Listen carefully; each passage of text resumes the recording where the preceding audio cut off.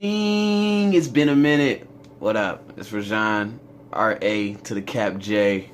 I'm sitting in a bathroom right now. I'm not on the toilet. Don't trip. Not on the toilet. I'm literally sitting on the tub, as you can see. You feel me? But yeah, it's crazy. It's crazy. A lot of things have been happening. I delivered a sermon not too long ago at my church at the cathedral. And it was pretty dope. I kind of want to share what that was about.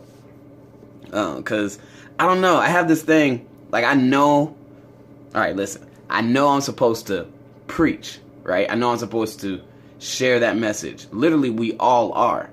We all are called to go forth and tell others about Jesus. You feel me? Like, that's the Great Commission. You feel me? We're all supposed to go in our own way. You feel me? And so I just feel like my way is through music and using music as a platform to do that. And so, yeah, that's that. But I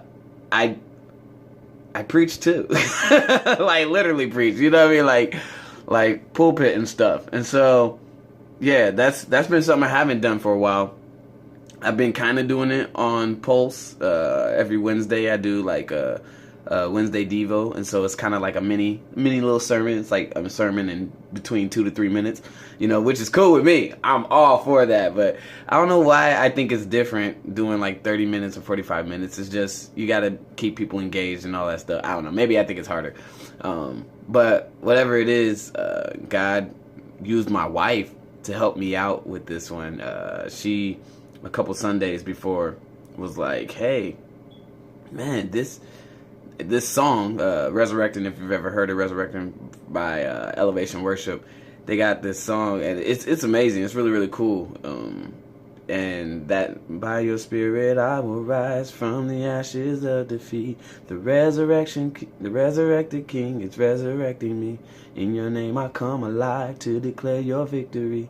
The resurrected King is resurrecting me. So like that song right there, it sparked some revelation inside of her, talking about the underdog and talking about being an underdog. And, you know, she told me about it, and I hopped on that bandwagon and used it for my sermon. But it was so dope because I talked about having faith like an underdog, and the fact that, you know, every underdog story, every story in general, but every underdog story, you know, they have the backstory. You know, you get to know where they're from or why they're doing what they're doing, you know. And then once you have that backstory, the background, then, you know, there's conflict that happens. And in that conflict, you know, there's something that's pushing against them, whether it be a fighter in Rocky or Creed, you know, or if it's some kind of battle, somebody trying to take your throne in Black Panther. You feel me? Like, there's some type of conflict that comes, but that conflict is there for you to grow in your character. It's there to grow the character in the story, and if this is your story, then you're the character. So character growth happens through that content, or through that conflict. And once you realize, hey, okay, this speed bump that I'm coming up against isn't supposed to be a stop sign, I think it really does help you grow from that situation, whatever it is. And once you know that, then you can move on to the resolution, because there's always a resolution. And in this underdog story that we live called life, we are underdogs because we've got so many enemies facing us every single day, whether it's the cold weather in Iowa or whether it's just your own evil thoughts, you know, things that you're fighting, temptations, or whether it's bills, or whether it's whatever it is, the stress that just comes with everyday living.